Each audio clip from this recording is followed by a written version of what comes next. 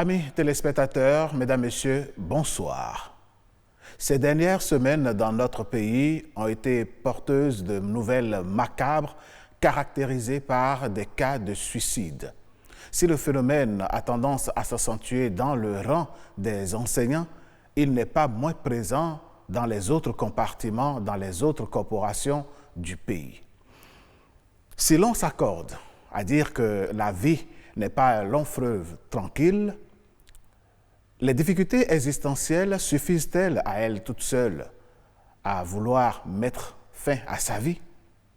Qu'est-ce qui peut conduire un être humain au suicide? Comment se fait-il que ces dernières semaines, ces derniers mois, les cas de suicide se multiplient dans notre pays?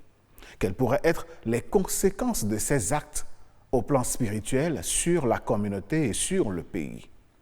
Quelles solutions pouvons-nous trouver pour, à défaut de stopper, freiner le phénomène qui va grandissant dans notre Bénin? Pour répondre à toutes ces questions, mesdames, messieurs, le grand débat reçoit pour vous aujourd'hui deux professeurs. Le premier, M. Hippolyte Dodji Amozouvi, il est professeur titulaire de sociologie, anthropologie et professeur des universités du CAMES. Le second, c'est M. David Kofi Aza, il est prêtre du FA et professeur des sciences endogènes. Chers invités, bonsoir et merci d'avoir accepté notre invitation. C'est moi. Bonsoir aussi. Alors, professeur Aza, quelle a été votre réaction face à cette recrudescence des cas de suicide dans notre pays ces dernières semaines? Bon, en tant qu'observateur, il faut dire que ça fait un peu de la peine. Parce que, en principe, on ne devrait pas, au niveau où nous sommes aujourd'hui, avec nos réalités endogènes et également l'évolution de la société, on ne devrait plus vivre ce genre de choses. Maintenant, il faut aussi dire que c'est un phénomène que d'habitude, on n'était pas habitué à ça. Le Bénin n'était pas, le Dahomey d'hier, le Bénin d'aujourd'hui n'était pas trop habitué à ça. Donc, on commence déjà par se poser des questions. Je ne dis pas que entre-temps, ça n'a jamais existé. Ça a existé, mais avec une telle fréquence actuellement, on n'en a jamais connu. Donc, ça fait poser des questions et ça fait réfléchir également qu'est-ce qui se passe et qu'est-ce qu'il faut faire. Et ça fait réfléchir beaucoup. Professeur Dodji Amozouvi, qu'est-ce qui peut conduire un être humain, une personne qui vit avec nous dans la société comme ça, à mettre fin à sa vie? D'abord, je vous remercie pour la question que vous me posez. Je voudrais saluer les téléspectateurs qui nous suivent, saluer mon collègue ici présent sur le plateau et saluer tous ceux qui travaillent pour que la bonne information et l'information décryptée et analysée soit mise à la disposition de nos populations afin que diminue l'instrumentalisation. Vous aviez dit ce qui peut amener quelqu'un à cet acte-là. Et avant de répondre à ça, je voudrais d'abord évoquer un certain nombre de sentiments et saluer la mémoire de ceux qui sont partis de cette manière-là, regretter qu'ils soient partis de cette manière-là, indiquer que c'est une perte pour eux-mêmes, pour leur famille, pour leurs proches, pour le pays entier, indiquer même que c'est une peine et c'est une désorganisation dans le dispositif et dans le monde spirituel. Donc tout le monde est perdant chaque fois qu'on en arrive là. Et deuxième chose que je souhaite dire, je voudrais qu'ensemble, nous soyons très pédagogiques par rapport à ces cas que nous vivons depuis un certain temps. Être très pédagogique pour moi, c'est être prudent. Accompagner nous qui sommes encore en vie pour qu'on n'en arrive pas là. Ça commence par l'information juste. À la date d'aujourd'hui, je ne souhaite pas que déjà nous parlons de recrudescence. Parce que d'hier à aujourd'hui, le suicide a toujours existé. Les premières investigations montrent que dans notre pays, nous avons chaque année une centaine de cas.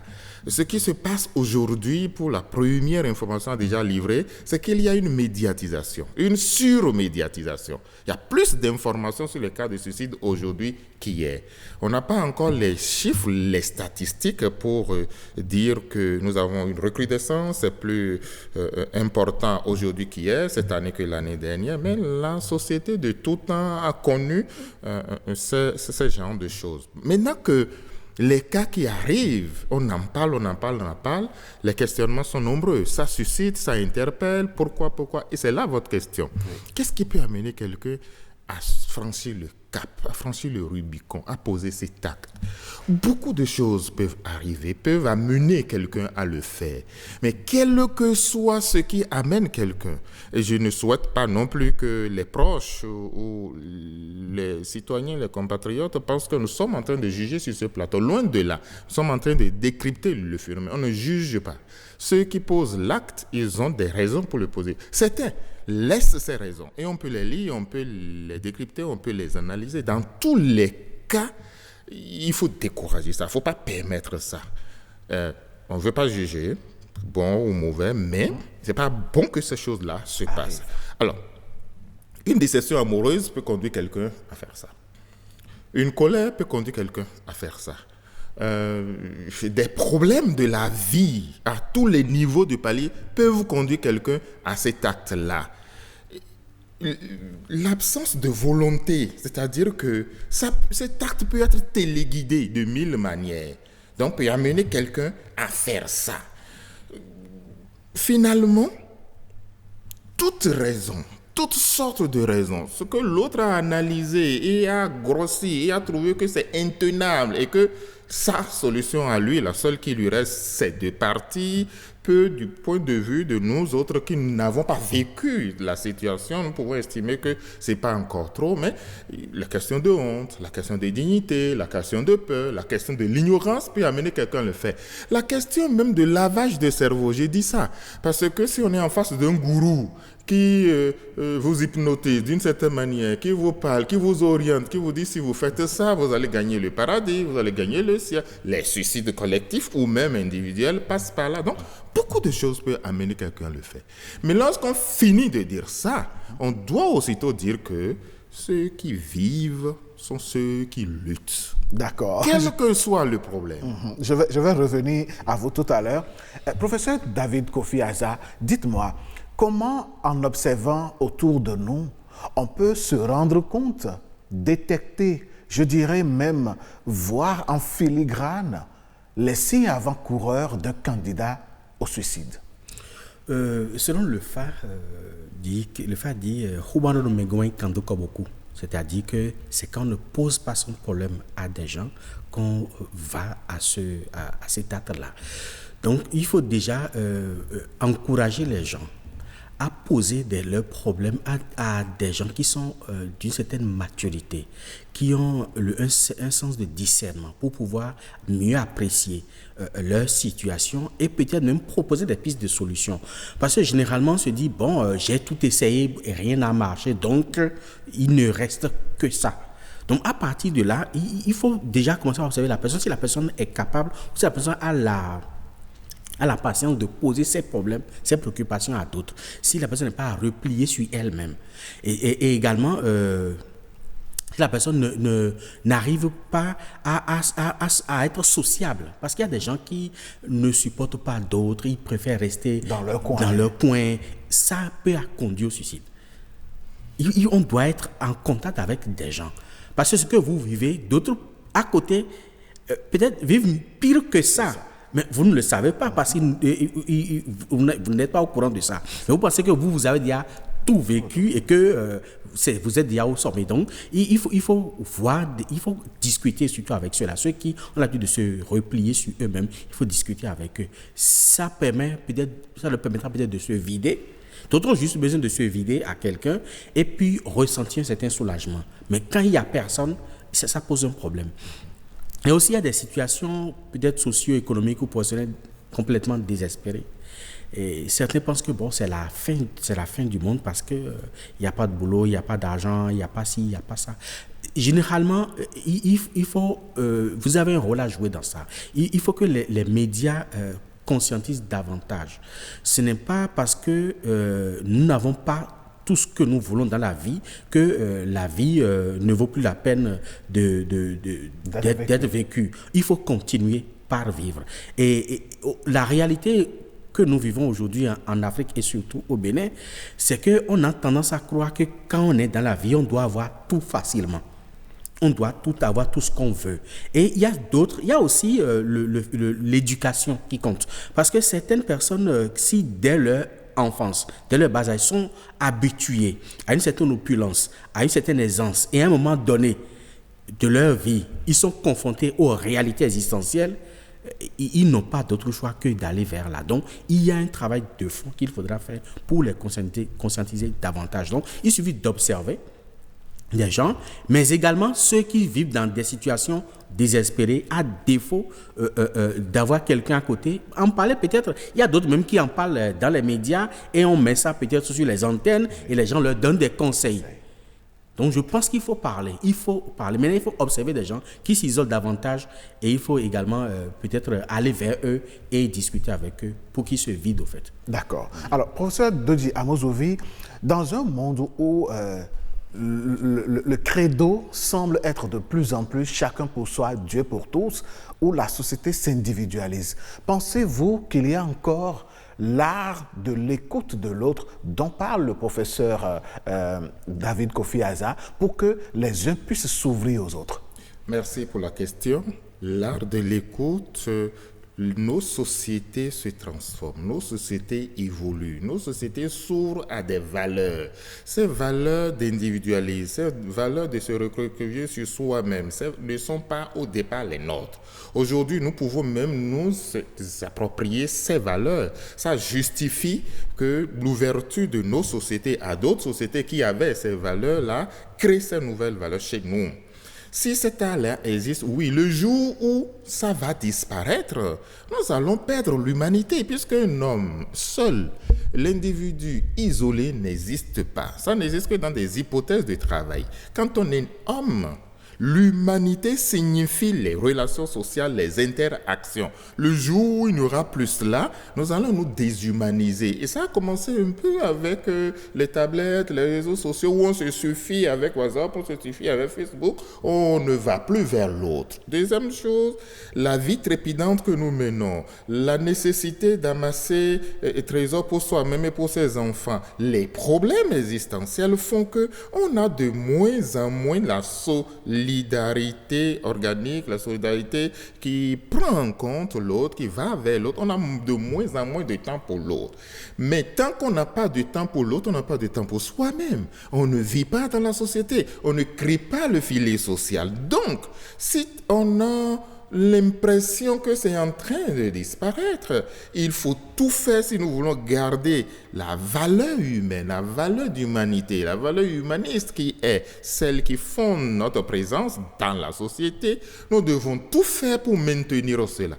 Tout faire pour maintenir cela signifie que nous devons aller vers l'autre, nous devons s'ouvrir, nous devons accepter que l'autre vienne. On doit toujours trouver du temps pour écouter parce que en écoutant l'autre, on s'écoute soi-même. En écoutant l'autre, on règle soi-même ses problèmes et on accompagne l'autre qui a des problèmes. Alors, pour rebondir sur votre question, le premier volet de votre question, mon collègue, il a dit comment saisir les premiers signes. En observant, il doit aller au suicide n'est presque jamais un fait spontané. Ça a toujours une histoire, ça a toujours un processus, un mot, un changement de comportement, un tic que l'autre n'a pas l'habitude de faire, qu'il commence par faire. Et s'il ne s'ouvre pas à vous, c'est à vous d'aller vers le mail. Depuis quelques jours, je constate que tu ne sors plus de ta chambre, tu restes là. Y a-t-il un problème? On peut en parler, écoute. Ça signifie qu'en plus des médias, que la famille joue son rôle, que le temple joue son rôle, que le couvent joue son rôle, que l'église joue, que tous les espaces de socialisation jouent leur rôle, au lieu de n'être là que pour soi-même, ou que pour amasser de l'argent sur cette terre-là ou du trésor sur cette terre, il faut que chaque espace de socialisation joue ce rôle et qu'on revienne à un certain nombre de fondamentaux. Et les fondamentaux sur lesquels on doit revenir, c'est les valeurs de la vie. C'est un principe universel, la vie.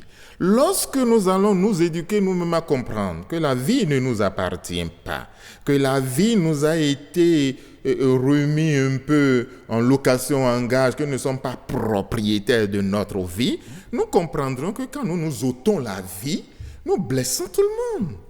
Nous blessons nous-mêmes, nous blessons les dieux, nous bousculons l'ordre. Et d'ailleurs, nos sociétés ont toujours mis en place une organisation sociale telle que, lorsque vous passez cet acte-là, c'est déshonorant. Lorsque vous passez cet acte, c'est perturbant. Et vous n'avez pas droit au rituel de ceux qui meurent naturellement. Alors, est-ce que vous savez que même après votre mort, vous allez constituer un problème? Vous allez éviter d'aller de cette manière, quel que soit le problème qui vous y pousse. Et lorsque c'est spirituel, que c'est à la limite inconscient, ceux qui comprennent vont comprendre ce que je dis, on peut vous amener là. On va revenir sur ce volet dans un instant. Pour que je ne perde pas le fil de ce que je dis. Oui. Lorsqu'on rentre dans cette logique-là, dans cette mouvance, ça veut dire qu'il faut se prémunir pour que vous ayez des antimissiles afin que si on doit vous envoyer cette information ou cette énergie, vous puissiez résister à ça pour ne pas être un objet à la disposition de l'autre. Professeur David Kofi Aza, si la tendance est à juger ceux qui posent l'acte du suicide, à se laver les mains, à se dire mais lui quand même, comme lui aussi, pourquoi il peut faire ça? Est-ce que la communauté, la société dans laquelle nous vivons est exempte de toute responsabilité dans ce qui arrive en ce moment où les gens passent au suicide? La société n'est pas exempte. Vous savez, c'est une responsabilité partagée.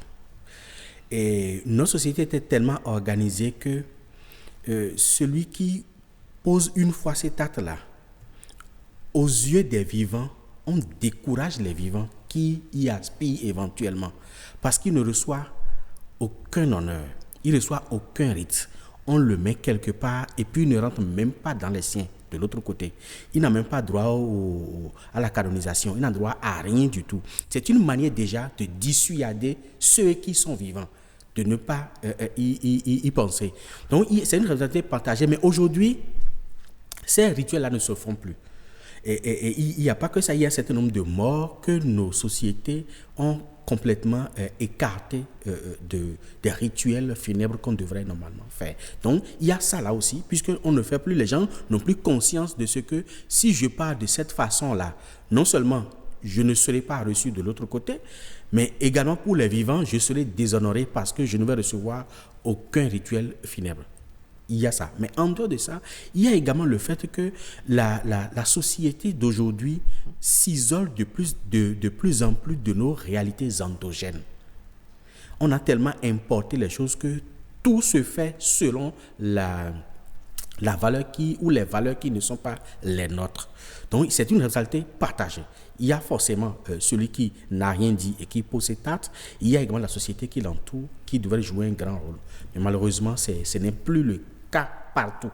C'est ça. Alors, mesdames, messieurs, nous avons tendu notre micro à certains compatriotes pour recueillir leur avis sur la question.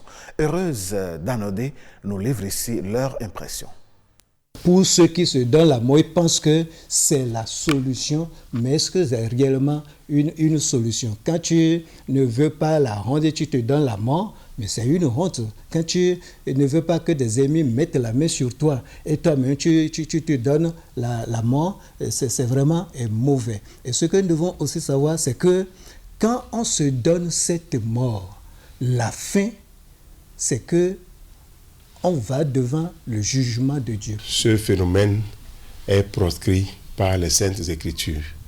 Quand vous lisez dans le livre de Exode au chapitre 20, verset 13, Dieu dit « Tu ne commettras point de meurtre » ou tout simplement « Tu ne tueras point ». Alors c'est dire que dans la prescription divine, le suicide ne doit pas faire partie de notre quotidien. Le chrétien ou l'être humain n'est pas l'auteur de la vie. C'est Dieu qui en est l'auteur. Aucune religion n'accepte le suicide. C'est un crime horrible qui ne va te servir ni ici, ni dans l'au-delà. Si la personne a été tuée, on l'a contraint, tu te tues ou là, il n'a pas péché. C'est Dieu qui l'a dit. La gratuité n'existe pas, mes frères et sœurs. Aucun acte n'est gratuit. Que vous le fassiez consciemment ou inconsciemment, vous allez payer. C'est d'abord un manque de confiance en lui-même. Un confinement qui procède à ne pas s'ouvrir aux autres pour résoudre ses problèmes de moment. Alors que, en s'ouvrant aux autres, en partageant, en dialoguant, il peut trouver des solutions à ses problèmes. Donc, c'est dommage. Et c'est également un manque de foi. La plupart du temps, c'est souvent face aux difficultés économiques ou face à un échec amoureux ou carrément face à une haute trahison telle que, par exemple, vous aimez une femme et à la dernière minute, ou bien vous aimez un homme à la dernière minute, vous vous rendez compte que, ou carrément, c'est surtout au niveau parfois des hommes mariés et qui ont perdu leur femme. Et donc qui parfois, c'est pas facile quand on perd un être cher. Ce sont ces moments surtout qui amènent à vouloir se suicider du fait que nous n'avons pas de soutien moral, soutien spirituel. Nous n'avons pas à côté de nous un prêtre, un rounon, un pasteur, un métaphysicien pour nous soutenir dans ces moments. Parce que avouons que dans des moments de crise de personnalité, seul, ce n'est pas facile. To même idée à zozon menodi bon eno jolo e toncho bo eno do kan ko bono kwa ndeti bo mi oro do supa do me wito me bon eno do me bon e do supa nu yo ye ne wa o ena ze ye nya gbasa wa toton rozo ma di da gbasa to ebo iblonu e jolo ina bo ye ono hondido e ye hondido o e me okune do agbasa so do na kewe ya me kune. La solution, c'est pas aller de se pendre et de se tuer. Là, tu as créé un problème, tu n'as pas trouvé bon ici et tu ne trouveras jamais le bonheur là-bas. Quand vous avez un problème et que vous donnez la mort, le problème n'est pas résolu. Vous avez créé encore d'autres problèmes. Ce n'est même pas un second problème, c'est plusieurs autres problèmes. Donc, ce n'est pas la solution. Il ne faut même pas emprunter cette voie. Si l'idée là arrive, il faut la rejeter immédiatement. Et on ne meurt pas pour aller se reposer. Je vais mourir pour aller me reposer. Non. Quand on se donne la mort, on ne va pas pour se reposer, mais on va dans l'enfer. La deuxième chose, c'est de savoir que dans la vie, là, le problème que tu dis que tu as, que c'est un problème, quelqu'un a plus de problèmes que toi, il vit. Debu madu me debu boe bo me na do kan mi na do ko bonaku bo kan do ko we na régler nu do gbugbo we yo o e pon mi je do fodu si seme do ni gan to ma hoa bo nu aze hwe de ze jon ku o tan ya no gbe na aze bi ku bo dia na ton to bo se hwe de nu na wa yi. Ce phénomène, cette mentalité que nous devons corriger aujourd'hui dans la société pour amener les uns ou les autres à comprendre que quelles que soient les situations que nous rencontrons, le suicide n'est pas la solution, mais c'est le recours à Dieu qui est la meilleure solution devant les situations difficiles que nous rencontrons. C'est Dieu qui a dit. Je vais vous éprouver par la peur, la faim, manque d'argent et les pertes de vie. Et je vais récompenser ceux qui ont compris et se sont patientés. Et oui, c'était la réaction de quelques compatriotes. Professeur Dodji Amouzovi, votre réaction par rapport à ces interventions? Je voudrais remercier ceux qui ont tendu caméra et micro aux personnalités qui sont intervenues. Je retiens globalement que le suicide n'est pas la solution. Au contraire, c'est plusieurs problèmes en se donnant la mort de cette manière-là. Je retiens également que pour beaucoup, il faut se donner à Dieu. C'est vrai, c'est une solution. Mais d'abord, il faut comprendre. Avant même de se donner à Dieu, puisque c'est aussi les informations de Dieu, il faut comprendre qu'aucune situation n'est éternelle. Et que si aujourd'hui je suis dans le problème, je ne vais pas rester éternellement dans le problème. Il faut comprendre que je n'ai pas le droit d'être égoïste, parce que sauter la mort quelque part, c'est être égoïste. C'est se dire, j'existe, je peux partir, les autres... Mais pendant que vous viviez, vous ne savez pas le rôle, les responsabilités, l'utilité que vous avez, d'abord pour vous-même, pour les autres, puisque vous êtes dans la société. Donc, sauter la vie, se donner la mort, c'est très égoïste et on n'a pas besoin d'être égoïste. Je comprends aussi que dans notre société, dans nos valeurs fondamentales, dans nos valeurs essentielles, le suicide il n'y a pas la moindre poussière de possibilité pour le suicide de s'installer dans notre culture. On dit chez moi, chez les fonds, Benyagnan, Enyoru, Simanu. Donc à partir de toutes ces valeurs, de tous ces fondements, de toute cette organisation sociale, nous devons comprendre que le suicide est un phénomène nouveau qui apparaît peut-être avec l'évolution de la société et nous devons reprendre les ressources nécessaires dans nous-mêmes, dans nos identités, dans notre manière de faire pour pouvoir éviter cela puisque ça n'a jamais été la solution. La dernière chose que je voudrais dire très très rapidement, la société, tout à l'heure vous avez posé la question, mon collègue est venu largement là-dessus.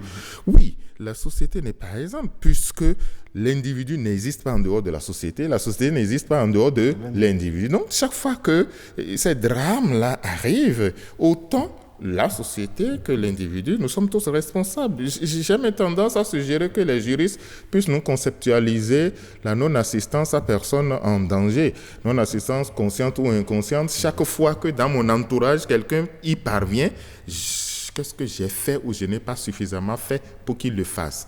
L'ai-je suffisamment écouté?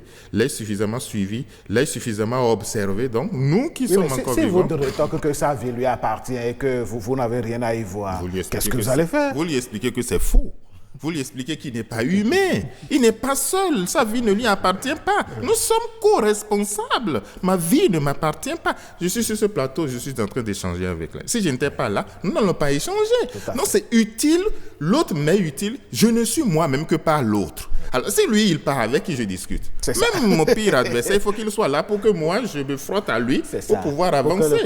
Aucune vie n'appartient à quelqu'un. D'accord. Professeur Amouzovi, on l'aura compris. Votre réaction sur l'intervention des téléspectateurs, professeur David? Je constate aussi que même les religions importées conçoivent que l'homme n'est pas propriétaire de sa vie et que la vie appartient à un Dieu, forcément. Mais aussi, il faut reconnaître également que en dehors du rôle de la société, il y a la désarticulation de la famille. Hier, la famille avait un pouvoir, je dirais, un pouvoir sur l'individu. Mais aujourd'hui, il n'y a plus ça. Il faut revoir il faut redonner beaucoup plus de pouvoir, d'autorité à nos familles. Là, l'individu est mieux surveillé par la famille.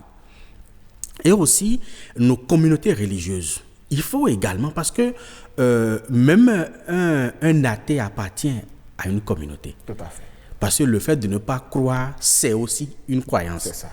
Donc, il faudrait que nos communautés religieuses, philosophiques ou initiatiques prennent davantage à bras le corps cette situation-là, parce que elles ont aussi une responsabilité. Et moi, je pense, comme l'a dit le professeur Dodji, est-ce qu'il ne faudrait pas penser, et avec les juristes, avec les sociologues, mettre en place, avec le législateur, un instrument juridique pour régler ce problème-là. Parce que ça nous manque.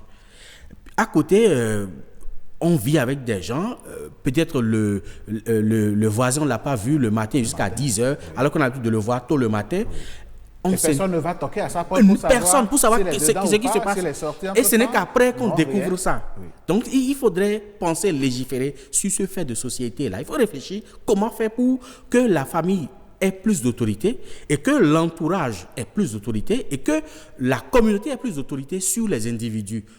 Et il faudrait faire comprendre également aux individus que la vie est sacrée, justement. Et que ce n'est pas... aucun être humain ne pourra dire qu'il s'est donné vie lui-même. À lui-même, ce n'est pas possible. C'est pas possible. Il a reçu lui-même, il a vu là, il s'est vu en vie.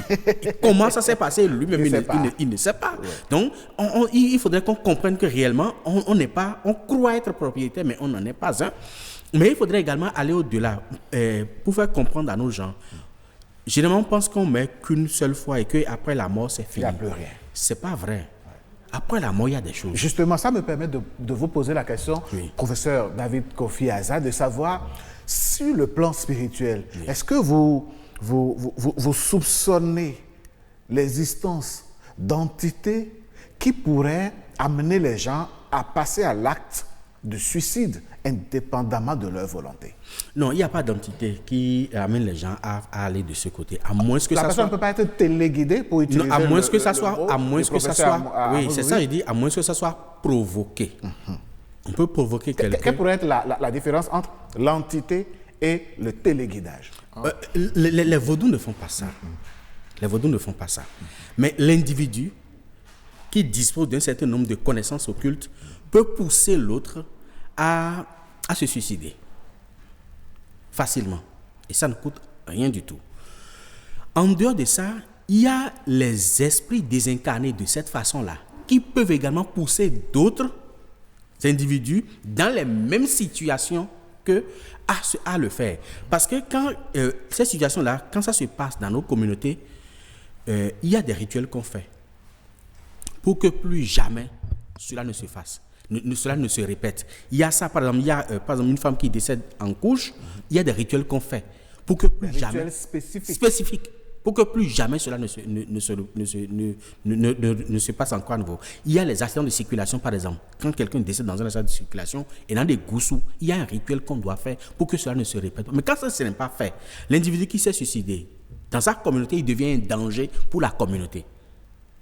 Nous abordons ainsi les conséquences sur la société. La communauté doit tout faire pour isoler cet esprit-là définitivement.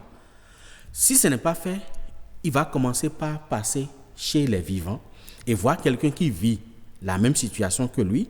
Maintenant, va lui mettre dans la tête, il faut te suicider pour me rejoindre. Eh bien, si toutes les communautés n'ont pas la même croyance religieuse, est-ce que le problème ne se pose pas alors? Il y a, dans chaque communauté, il y a toujours des rituels spécifiques pour conjurer ce mal.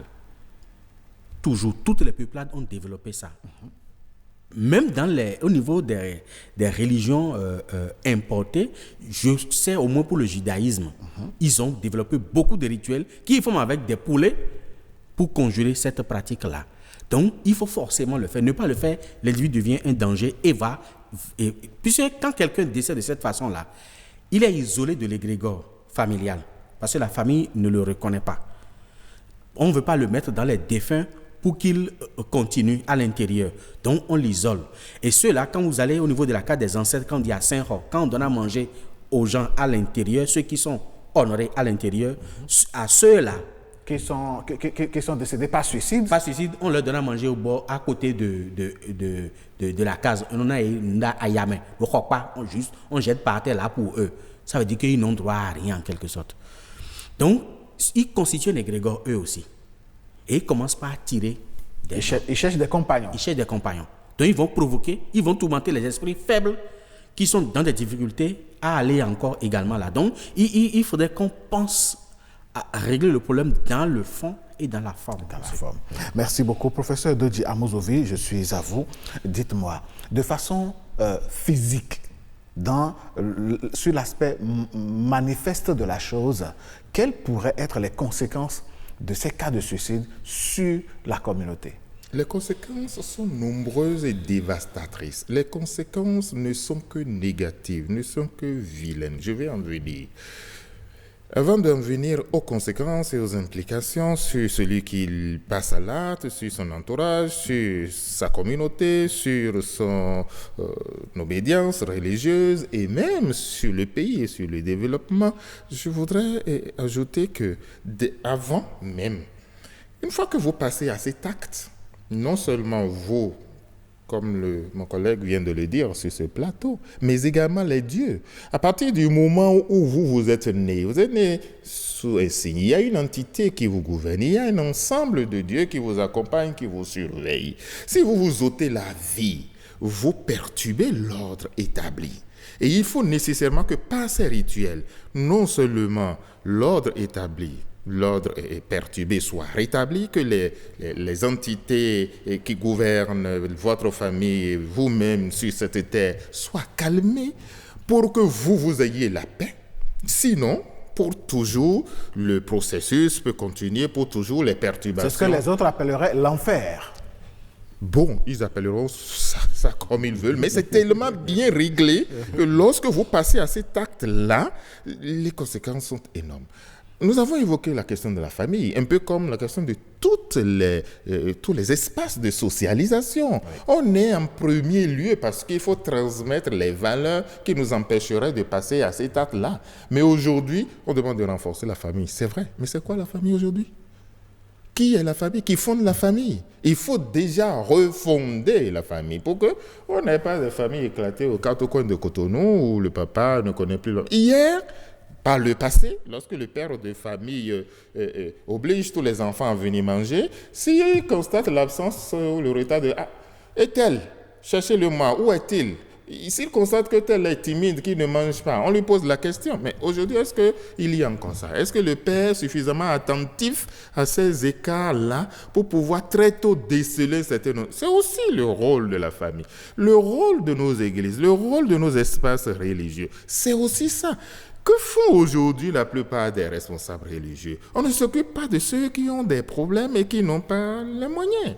C'est à peine que l'homme de Dieu va prier pour vous si c'est qu'avec vous, il ne va pas trouver 500 francs, 1000 francs ou 2000 francs. Mais si c'est qu'il va trouver 500 000 avec vous... Pourquoi vous attaquez les hommes de Dieu? Les autres les font comment? J'ai dit les hommes de Dieu. Oui. Il y a qui d'autre? Je parle de l'espace religieux. Je parle de la sphère religieuse.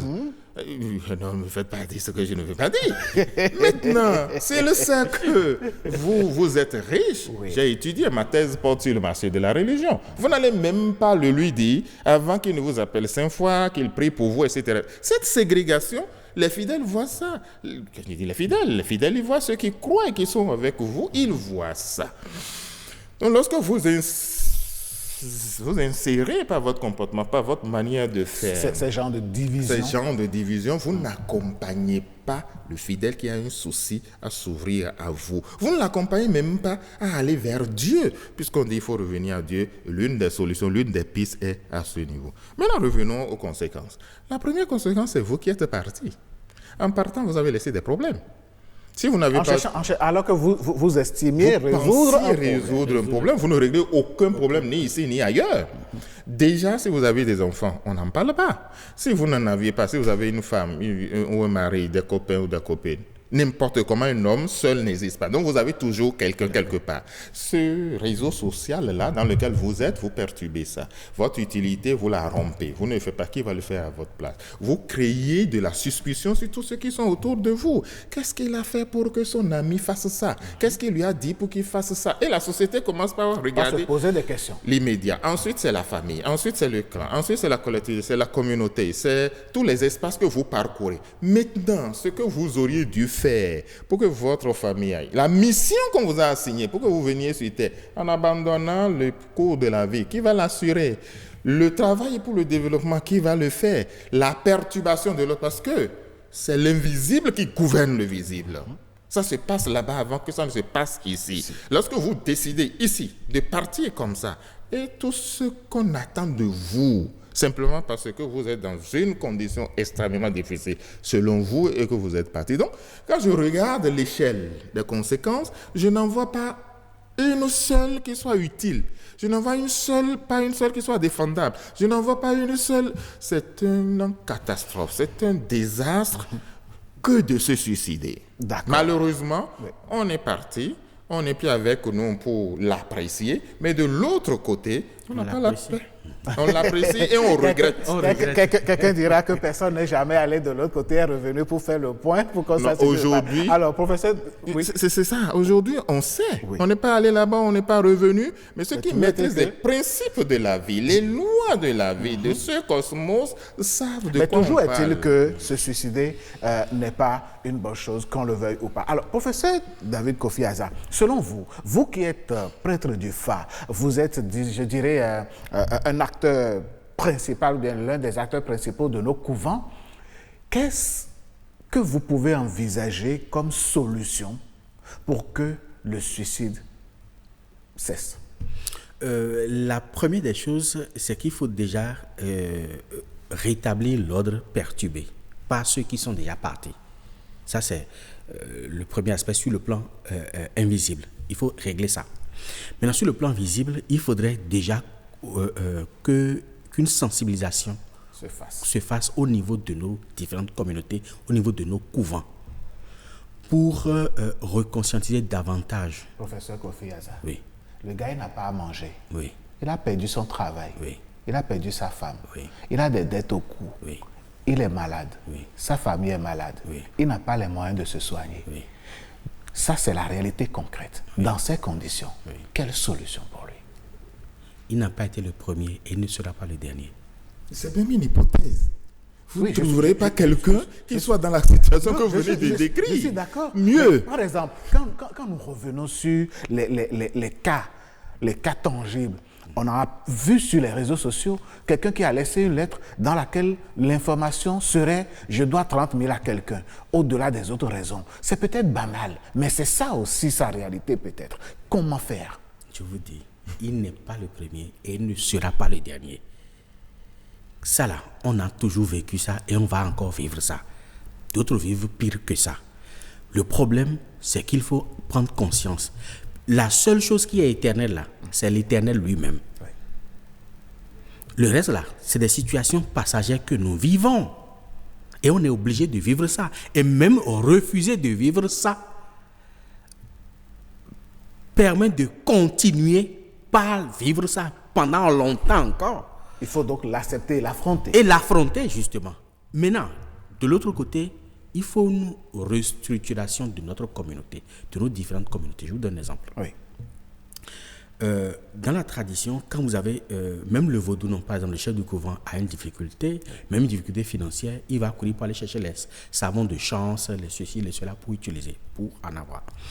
Mais d'un autre côté, quand l'homme de Dieu a besoin de ci ou de ça, la communauté cotise pour régler son problème. Mais quand la communauté a besoin d'accompagnement, on dit il faut aller prier. Est-ce que vous voulez insinuer que dans les couvents, les fidèles ou bien les adeptes aussi ne cotisent pas pour les vaudous, non? C'est rare. Quand on voit un adepte cotiser, c'est peut-être qu'on veut faire un huetanou. Et la cotisation n'est pas obligatoire. C'est juste une participation. Dans les églises non plus, ce n'est pas obligatoire. Non, les dîmes, c'est obligatoire. Et encore que quand on veut faire un huetanou dans la tradition, et que vous amenez un poulet, quand on finit l'immolation, on finit les rituels, on vous rétrocède la moitié.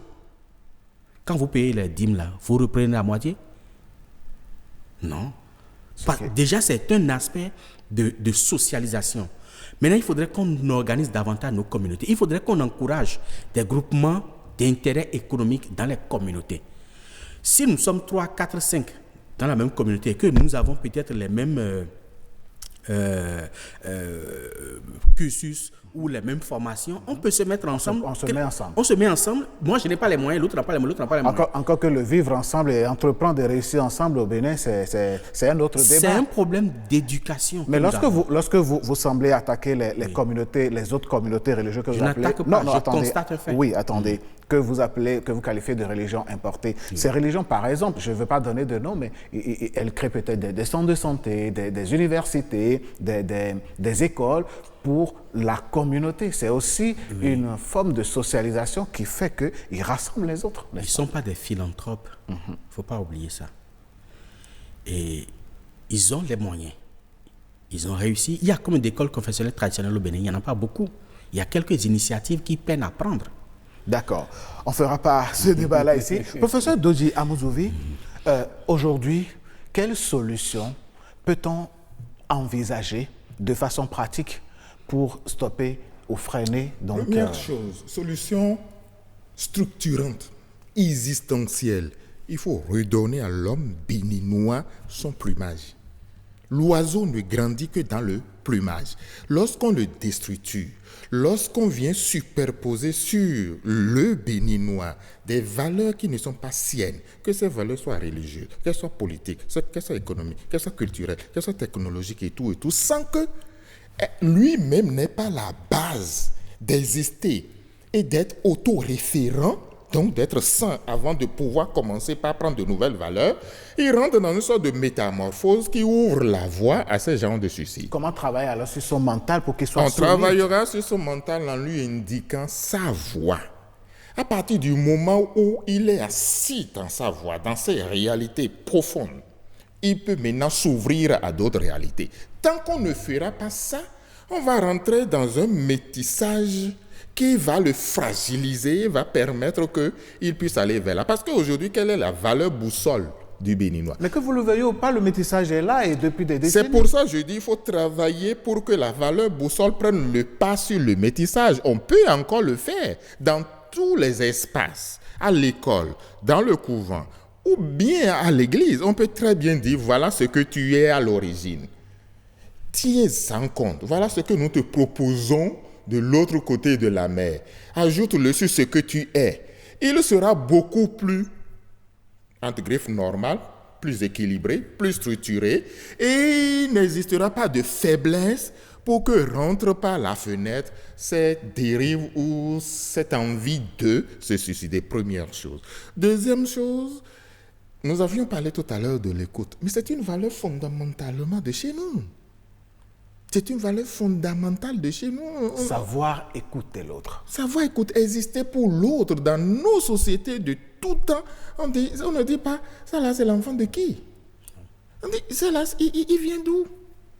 Quelle est la famille? Quelle est la société? Quel est son accord? C'est ce qu'on dit. Ça signifie que c'est tout le monde qui entoure ce monsieur, cet enfant-là, pour l'éduquer. Oui, mais professeur, malheureusement, nous tendons vers la fin de ce débat. Cet aspect que vous venez de poser, quand un enfant pose un problème et que le voisin le reprend, le voisin plus âgé le reprend et que son parent géniteur reprend le voisin à côté, devant l'enfant pour le dénigrer, comment voulez-vous construire l'enfant? Très bien, c'est pour ça que je dis, ce n'est pas de chez nous, c'est une perte, c'est une contre-valeur, ce n'est pas une valeur référence. Et lorsque vous évoquez la liberté de disposer d'eux, il n'y a pas de liberté d'être idiot. Professeur. Et liberté de disposer de ma vie, si je dois mettre ma vie en danger, donc c'est une liberté d'être idiot. Merci, professeur. Professeur Kofi Aza, votre réaction, j'ai senti que vous voulez réagir par rapport à ce petit exemple que je viens de donner. Un parent, un géniteur qui reprend un voisin qui recadre un petit enfant. C'est justement, ça fait partie du volet éducation dont je viens de parler. Hier, quand un enfant pose un problème, c'est toute la communauté qui se réunit pour le corriger. Mais aujourd'hui, on dit, ne touche pas mon enfant. Mais quand tu dis ne touche pas mon enfant, l'enfant va perpétuer ses erreurs, va continuer à développer ses erreurs. Et demain, ça va être la catastrophe.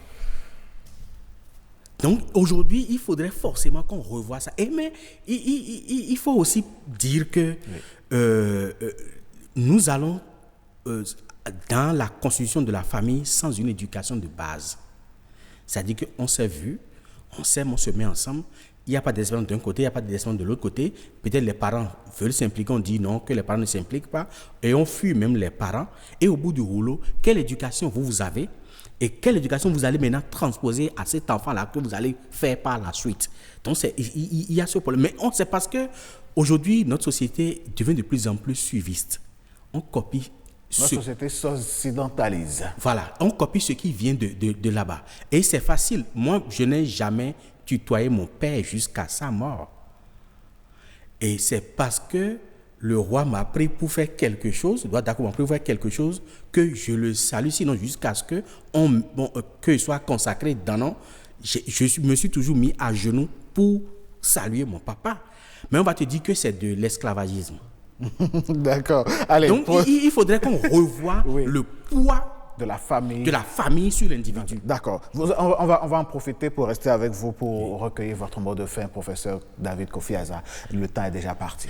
Je n'aurai pas de mot de fin parce que même de l'autre côté, ça va continuer. J'aurais toujours que mon mot a dit. Oui, mais pour conclure cet entretien, je dirais que cette émission-là, c'est une émission qu'il faut revoir. Il faut reprendre encore davantage puisque c'est de ça que nous avons besoin. Le Bénin n'a aucun problème. On n'a pas un problème politique. On n'a pas un problème économique. On n'a pas un problème social.